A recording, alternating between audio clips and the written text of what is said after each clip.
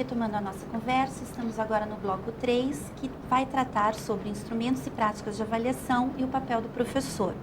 Estamos aqui com novos participantes. Nesse lado aqui temos a professora Denise Solano, que é pedagoga da Coordenação de Planejamento e Avaliação. Temos aqui a Mariana Fonseca Tax, que é assessora pedagógica do Departamento de Educação Básica. Temos a professora Eliane Alves Bernardi Benato, coordenadora do Ensino Fundamental, do Departamento de Ensino Fundamental da Secretaria. E temos também a professora Maria Ivonete Favarin, diretora da Escola Estadual Dom Orione. Iniciamos agora com uma pergunta, por favor, Denise. Bom, nós sabemos que medir e avaliar são diferentes. Em que momento ele não confunde com o outro no processo pedagógico? Essa questão ela é importante, principalmente que nós falávamos há pouco sobre a diferença entre a avaliação interna e a avaliação externa. A medida, ela tem uma importância grande na avaliação externa, por um motivo muito simples. São milhões de alunos. No Paraná, são centenas de milhares de alunos que a secretaria, mas também a sociedade precisa saber se aprenderam o que deles se esperava ou não. E não há uma maneira de se fazer isso de uma forma que gere informação de boa qualidade, se não ter um teste que vá produzir uma medida. É completamente diferente quando a gente está dentro da sala de aula. Eu não preciso da medida. O que eu preciso é descobrir se os meus alunos, os estudantes da escola, aprenderam ou não. E eu posso fazer isso de várias maneiras. Eu posso fazer isso principalmente pela observação. A observação é muito importante porque ela coloca o aluno no centro da escola. Ou seja, o aluno, na sua expressão diária, ele passa a ser considerado. Mas a gente tem todas as outras maneiras, dos trabalhos em grupos, da apresentação. Então, a medida é apenas uma das maneiras, que é uma maneira importante, insisto, quando nós estamos falando de avaliação externa. Mas, certamente, ela não precisa estar tão presente na avaliação interna como era usual. Outra pergunta é, quais que são as metodologias e as técnicas que são utilizadas para avaliação?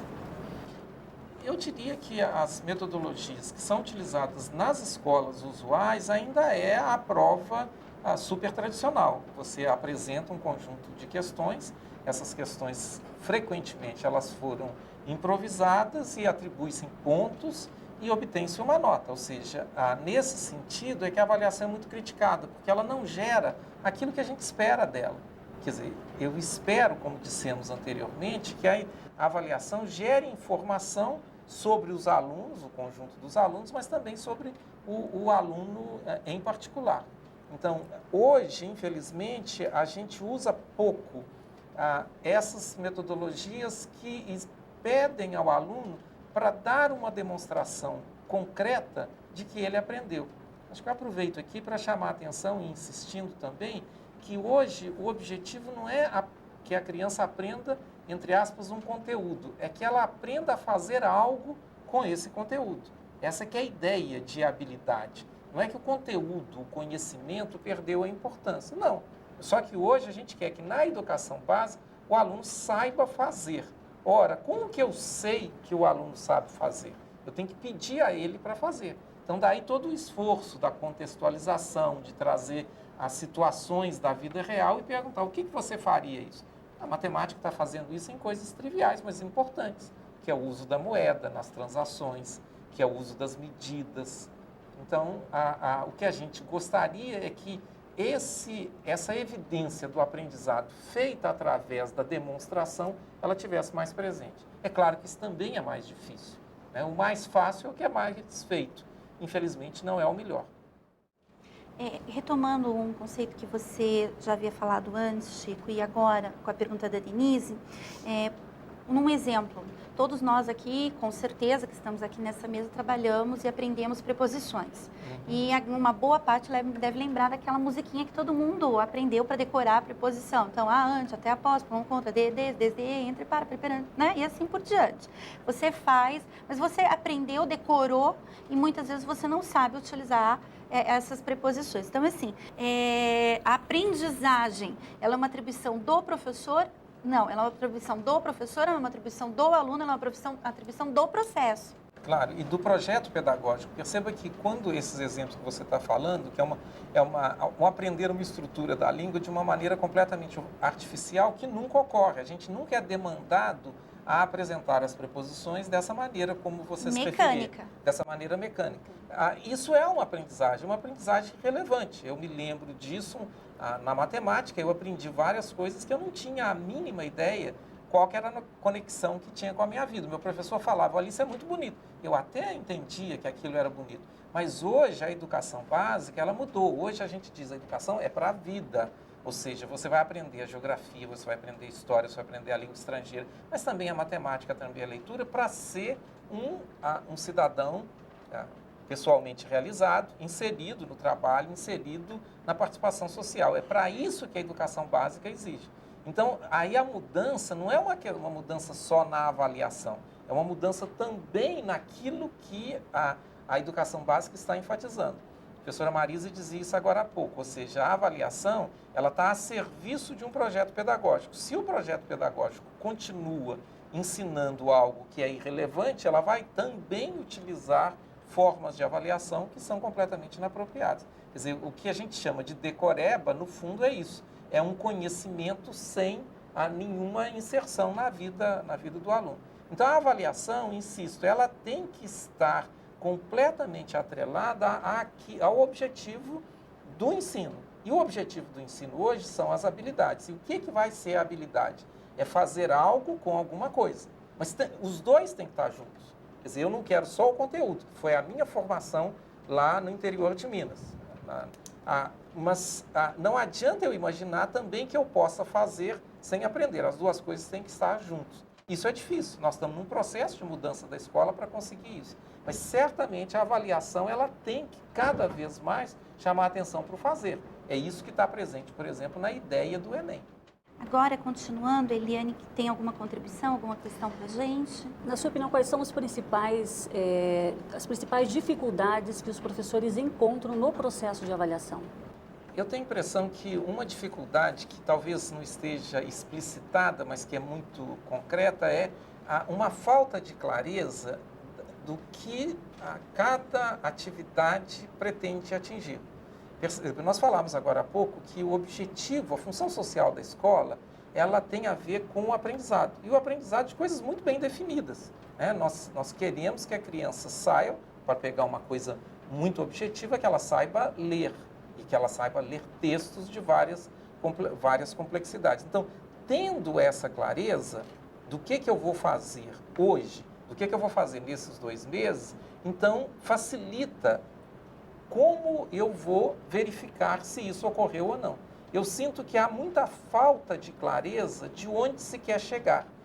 É como se a nossa atividade na escola estivesse centrada numa atividade. E uma atividade pouco iluminada por uma direção que nós queremos atingir. Quer dizer, nós vamos funcionar melhor o dia em que eu tiver clareza. Hoje eu estou aqui ensinando os alunos aqui do meu 6º ano a identificar uma informação, por exemplo, explícita num texto do tipo gênero, do tipo conto, do gênero conto. Bem, na hora em que isso está claro, eu vou escolher a minha atividade, nesse caso vou escolher um bom conto e também vou ter uma clareza exatamente de como avaliar, tomando um outro conto de mesma complexidade e oferecendo para o aluno.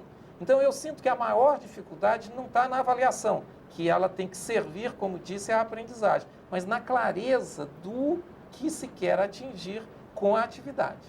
Ivanete? O professor, no começo do ano, ele faz todo um planejamento para o seu trabalho, sendo este planejamento poder ser modificado a qualquer momento, né? O professor, ele tem conhecimento do objetivo e das etapas de aprendizagem para que o aluno possa ter uma boa avaliação? Professora, eu sou mais otimista nesse sentido. Eu acho que, principalmente no estado como o Paraná, nós temos professores, o corpo docente das escolas está com professores que tiveram uma boa formação nos padrões que esse país pôde oferecer. Então, nós temos professores capacitados. O que eu entendo é que a nossa prática, entretanto, ela não está sempre focada nesse planejar, nesse identificar o que fazer, nesse tomar a informação que a avaliação me deu, no voltar. A gente está frequentemente muito centrado em temas gerais. E para que o ensino funcione, eu vou ter que cair numa aula, numa coisa bem específica. Então, isso é que tem que fazer parte da rotina da escola, discutir o como ensinar aquele objetivo, aquele conteúdo, o que fazer com aquele conteúdo, mas principalmente para aqueles alunos que estão naquela escola. Porque isso é que faz a diferença.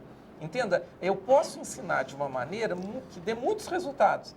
Eu tenho que, com os professores que temos, com os alunos que temos, conseguir uma educação de melhor qualidade, que significa de mais aprendizado. Então, é na discussão das dificuldades concretas dos alunos que a gente vai conseguir atingir esse objetivo. Mas eu entendo que, se há uma coisa positiva, é que nós temos professores que têm condições, ajudados, mas de criar. Eu não trabalho com a hipótese de que os nossos professores não são capacitados, mas eu entendo que tem pessoas que põem uma esperança muito grande apenas nesse aspecto. Qual seria o papel do diretor ou do pedagogo nesse caso? Porque o que acontece? Isso aí recai para o professor. Aí, muitas vezes, o pedagogo se vê alheio a esse processo, o diretor se vê alheio a esse processo, se vê presente só no administrativo.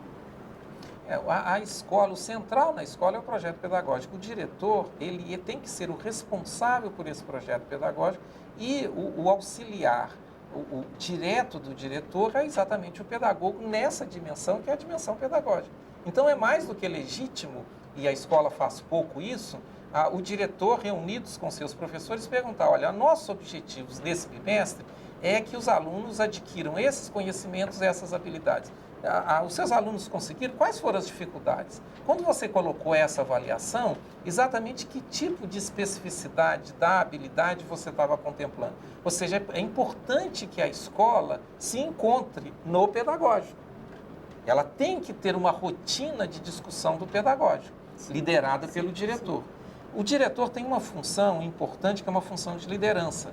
E, às vezes, essa liderança vai envolver a conexão com os pais, a conexão com os seus colegas, com a secretaria, com a sociedade em geral. Então, ele precisa de ter auxiliares. E aí o papel do pedagogo, que é o papel que vai ser o pedagogo que vai fazer essas perguntas mais específicas.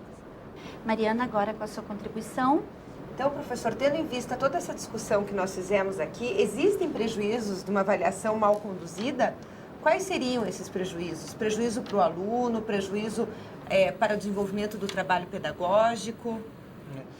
Novamente, Mariana, acho que é importante aqui a gente fazer a distinção na avaliação externa e na avaliação interna. Na avaliação externa, o prejuízo ele é muito mais evidente, porque vai haver, na medida em que há uma avaliação, uma reacomodação da escola. Se isso está sendo valorizado, eu quero que meus alunos se saiam bem.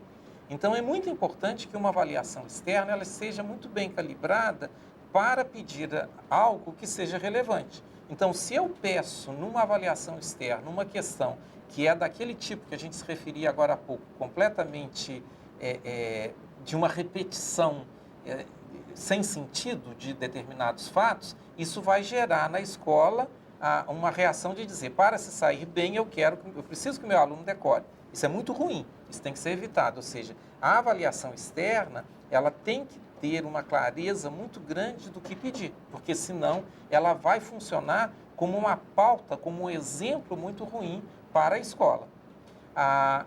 Um teste mal feito, a gente entende que o país, em vários lugares, num concurso público, num vestibular, quando você tem questões mal feitas, você vai estar tomando decisões baseado num número que não está retratando a realidade. Quer dizer, a gente pode cometer injustiças muito impactantes para a vida da pessoa. Então, a avaliação, ela pode ter, principalmente a avaliação externa, mas claramente a avaliação interna também, Porque, entenda, uma ideia que o aluno internamente ele tem o direito de ser avaliado. Por quê? Porque eu tenho direito que a minha professora saiba, o meu professor saiba que eu não aprendi isso. Ou seja, se a sua avaliação não permitiu captar que aquela criança precisa de apoio, isso é muito ruim para ela, que ela não vai receber o que ela precisa. Perceba, não aprender não é nenhum problema. Agora, não ser ajudado porque a escola não soube que você precisava ser ajudado, isso é uma pena muito grande. Esse é um erro do projeto da intervenção. Então, claramente, a avaliação ela tem que ser muito cuidada para que ela contribua e não prejudique. As chances de prejudicar, elas são muito presentes. E por isso, então, todo o esforço que a gente precisa de estudar, de refletir, de discutir e de criticar as avaliações para que elas, sendo necessárias, sejam mais bem feitas. Iremos agora para o último bloco, o quarto, e falaremos sobre expectativas de aprendizagem.